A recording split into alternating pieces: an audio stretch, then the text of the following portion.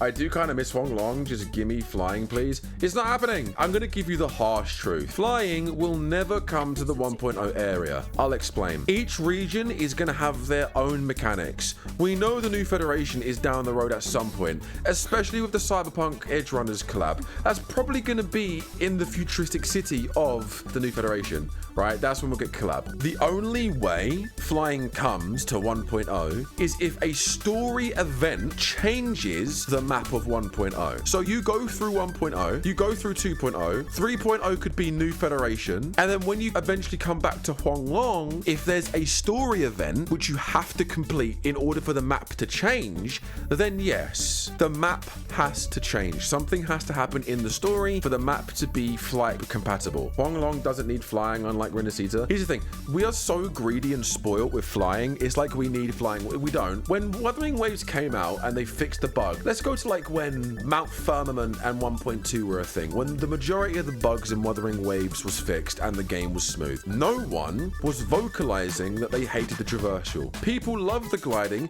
People loved the grappling hook. People loved the fact you could use Inferno Rider to move a certain distance. There was no complaints until we got to 2.0. And then people were like, oh, 1.x is so boring now. I want flying.